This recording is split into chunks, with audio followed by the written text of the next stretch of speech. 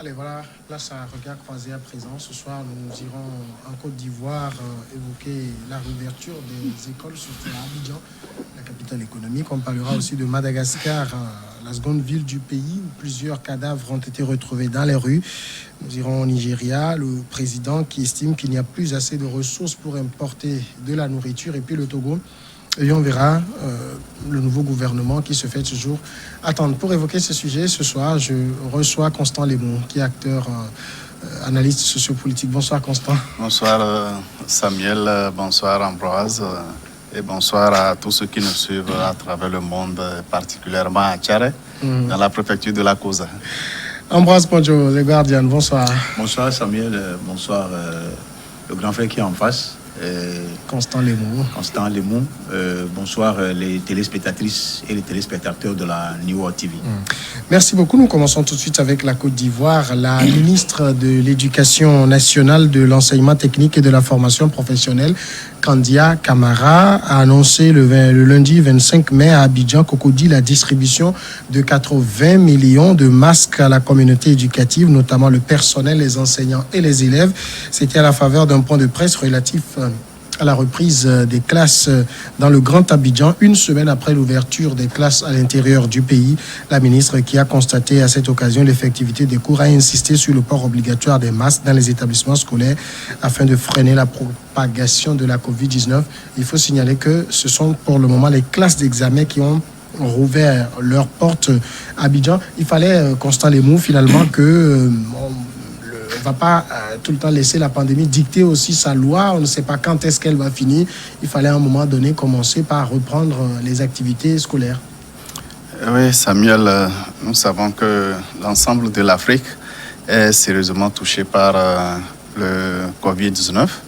Et même si, du point de vue des ravages, le continent européen connaît plus de difficultés que l'Afrique, et tous les pays prennent chacun à son niveau des dispositions pour d'abord cerner la pandémie et ensuite voir dans quelle mesure les activités essentielles qui déterminent la vie de chaque pays puissent se mener.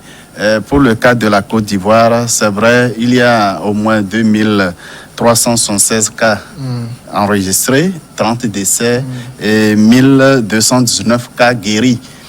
Et on envisage l'ouverture des centres de formation à l'intention des jeunes candidats aux différents examens. Ce n'est pas l'ensemble des classes qui seront ouvertes, bien sûr.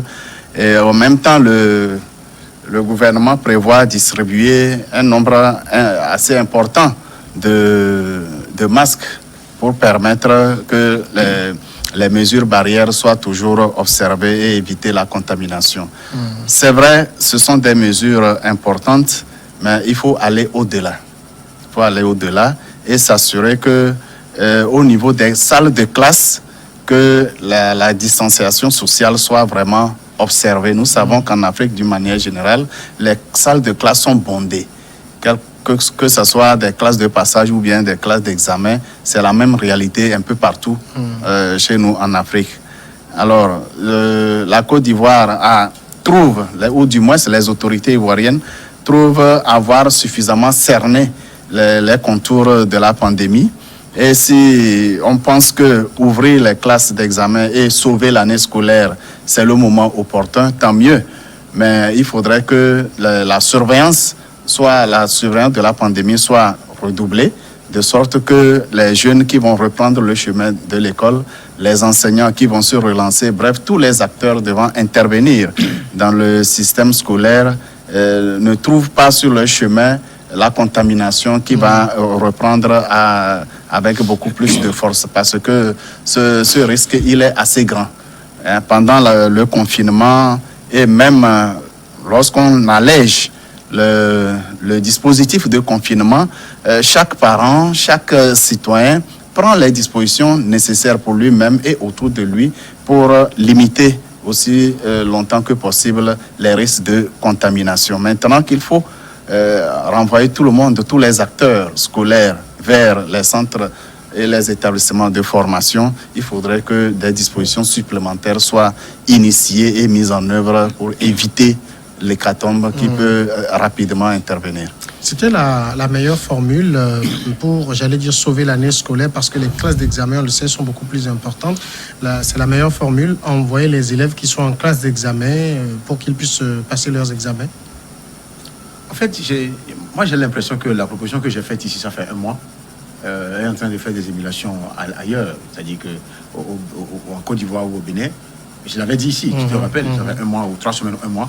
J'avais fait cette proposition au gouvernement togolais pour pouvoir libérer les enfants qui sont en classe de 3e, CM2, première, puisque le probatoire est seulement au Togo, et la classe de terminale.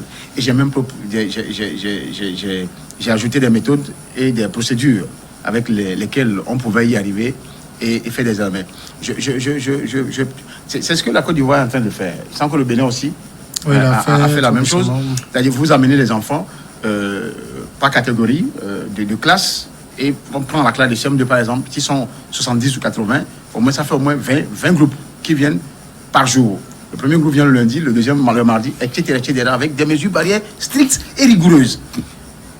Quand les enfants veulent sortir pour aller manger, ils sortent en groupe de 3, de façon vraiment à respecter les distanciations physiques, et que jusqu'à midi, 13h, 14h, les enfants quittent la maison, vont aller à la maison et reviennent. Ainsi de suite pour les autres classes. Maintenant, je suis allé loin en disant, il semble que cette réunion a été faite en proposant aux 3 ministres d'organiser une réunion entre les directeurs de l'enseignement régional, directeurs régionaux de l'enseignement, les inspecteurs de région, les inspecteurs d'enseignement et ensuite les syndicats d'enseignants, y compris les directeurs d'école. Comment procéder pour pouvoir y arriver, ne serait-ce que dans le sens des classes d'examen. Maintenant, pour les autres classes, déjà, les enfants ont leur bulletin de premier et deuxième trimestre.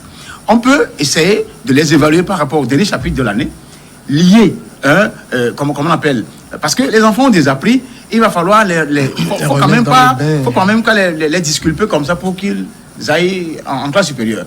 Il faut les ramener, leur donner au moins ne serait-ce que 2 semaines pour qu'ils apprennent et faire les examens selon les normes concordantes aux mesures barrières pour pouvoir les évaluer et avoir les 3 bulletins et les faire passer.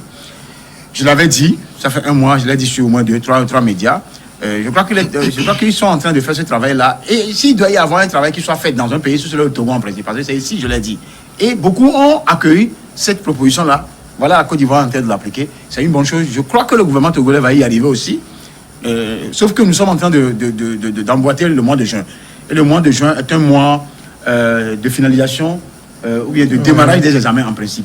Déjà, si le calendrier avait été normal, en mai, on aurait fait le probatoire déjà. Tout à fait. Il y a des examens qui se font en France et dans d'autres pays, en ligne et tout ça là. Même au Togo, il y a des universités privées qui font les cours et commencent les devoirs la semaine prochaine. Donc, c'est-à-dire que c'est une très bonne chose.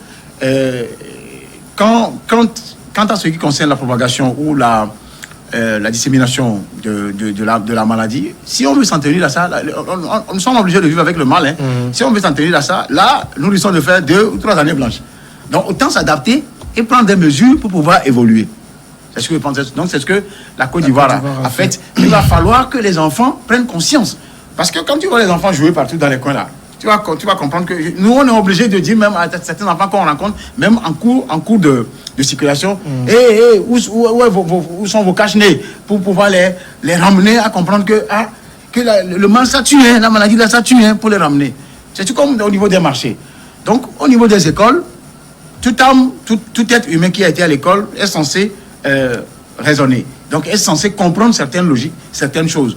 Si on leur dit que quand vous faites tel temps, vous allez mourir, je crois que les gens vont se recroqueviller et suivre les règles pour pouvoir au moins éviter une année blanche dans ces pays-là, surtout la Côte d'Ivoire dont nous parlons. Alors, la ministre de l'Enseignement en Côte d'Ivoire, je l'ai dit, a annoncé la distribution de 80 millions de masques.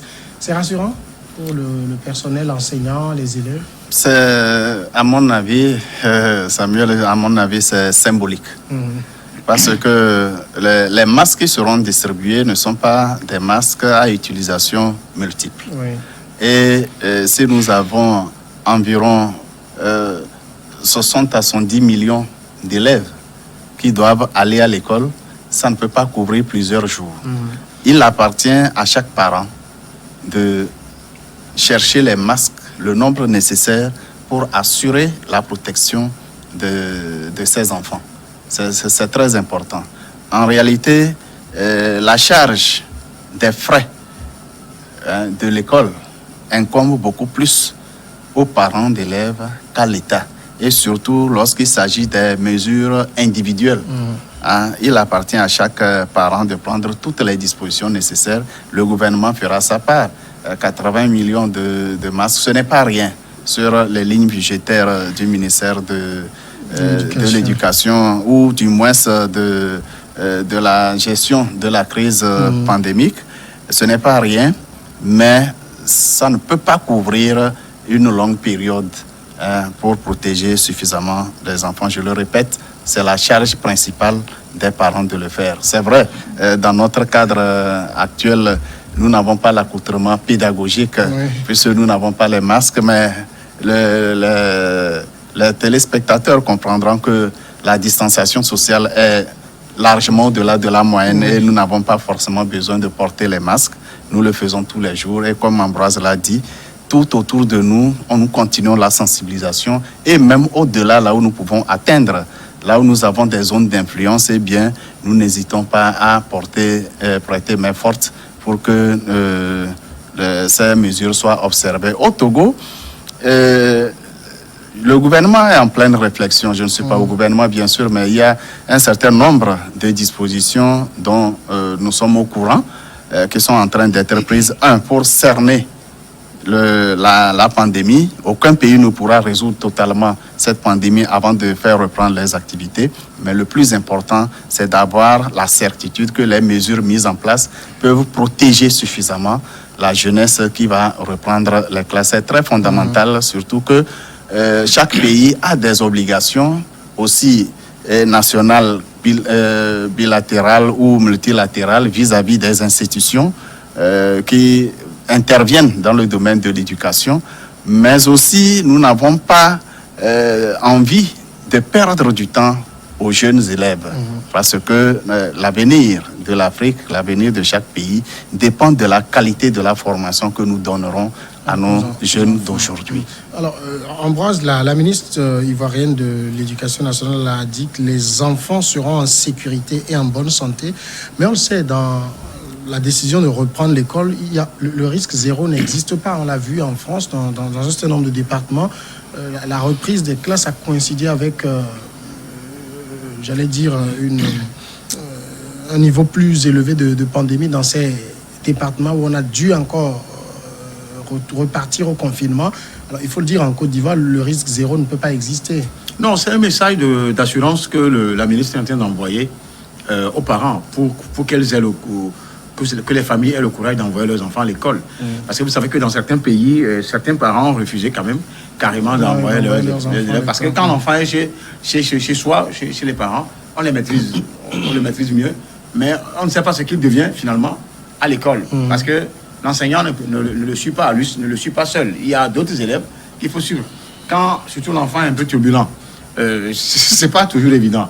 Donc pour la ministre, c'est juste un message de rassurance qu'ils envoient aux parents d'être encouragés à envoyer leurs enfants à l'école. Ça, c'est un de deux. La question même de la responsabilité individuelle de chaque enfant doit incomber d'abord aux enseignants de la classe de façon stricte et rigoureuse et maintenant au directeur d'école et à l'inspecteur de région. Parce que moindre erreur, il peut y avoir des hécatombes, parce que les enfants sont ce qu'ils sont, quoi. On peut je ne sais pas, on peut beau dire tout aux enfants, mais les enfants sont ce qu'ils sont parce qu'ils aiment s'amuser. Ils ont l'amusement dans leur chromosome et ils entendent le faire partout. Ils s'en foutent même des fois, pas de l'âge foutisme, mais c'est leur propre de s'amuser. Ils sont comme ça. Les enfants, les gens ont ri, hein, ils ont dit. On a jeté les cache-nez sur les dépotoirs. Ils sont allés prendre ces cache-nez-là pour faire tortue ninja. Donc, quand vous écoutez des choses comme ça, comprenez que quand un individu ne meurt pas devant un Africain ou un Togolais, la conscience ne vient pas vite, quoi. Donc, ce n'est pas qu'on doit souhaiter que cela arrive, mais il va falloir qu'on frappe la psychologie des enfants dans ces établissements. C'est-à-dire que comme les terroristes le font souvent avec les enfants et djihadistes là, on les met dans une chambre, c'est-à-dire que finalement c'est une terrorisation, on les terrorise pour faire comprendre aux enfants que le mal existe, la maladie tue. Comprendre ce qu'on appelle la mort. Quand vous connaissez ce qu'on appelle la mort, quand on dit que le virus la tue, ils sont obligés de respecter les règles. Ça, c'est aux parents. Donc aujourd'hui, aussi de le faire. Les enfants doivent suivre maintenant. Les enfants doivent avoir plus de pédagogie au-delà de ce qu'ils... Les enfants plutôt. Les parents doivent avoir plus de pédagogie au-delà de ce qu'ils faisaient auparavant vis-à-vis de leurs enfants. Suivre l'enfant jusqu'à l'école. Ça y est, l'enfant rentre à l'école à 7h30. Vous l'amenez, vous les emmenez. S'il n'y a pas le papa, que la maman au moins soit là. S'il n'y a pas la maman, au moins que le tuteur ou la bonne ou la domestique soit là. À midi, vous venez pour voir. Parce qu'il y a plusieurs écoles privées où les enfants mangent à l'école. Vous venez pour venir voir comment ce qui se passe. Parce que c'est dans ce brouhaha-là que les choses peuvent se... Il y a des enfants qui ils ont leur propre nourriture, mais cherchent à manger pour l'autre. Donc, c'est un secteur très délicat. C'est pourquoi je dis, il faut que les parents suivent les enfants depuis la maison jusqu'à l'école, jusqu'à 14h. À 14h, vous venez chercher votre enfant. Déjà, à 13h30, vous êtes là. Pour savoir quand ils sortent là. D'abord, quand ils sortent, ils aiment vider, se déstresser. Ils courent, le sac est à gauche, et tout ça là est à droite. C'est les enfants. On ne peut rien. Surtout, CP1, CP2, CE1 là. Heureusement qu'ils ne sont pas concernés. Il faut les surveiller. Oui, il faut. Mais les enfants du CM2 aussi. Oui. Ça. Donc, c'est les enfants. Ça fait rire. On ne peut rien. C'est une réalité. Mais seuls les adultes qui ont oublié leur enfance seront indifférents de ce que les enfants font. C'est l'âge du jeu, c'est ça la psychologie de l'enfant. C'est leur âge. Hein. On ne peut pas les priver du jeu. Sinon, on risque de les traumatiser. Au lieu de les enfermer quelque part, comme le font les djihadistes, non. On risque de les traumatiser, les déstabiliser, les déstabiliser sur le plan psychologique. Donc, il s'agit de renforcer le système de surveillance au niveau des établissements. Déjà, en avril, des informations avaient circulé sur la reprise. Mais je me souviens, le directeur de cabinet du ministère des Enseignements était sorti pour démentir. En ce moment, il n'y avait pas encore les dispositions nécessaires de surveillance pour permettre la rouverture des écoles et des centres de formation. Donc aujourd'hui, c'est clair, et les parents et les responsables de l'éducation, quel que soit le niveau, doivent jouer leur rôle, mettre tous les dispositifs nécessaires. Et on revient après pour le second sujet.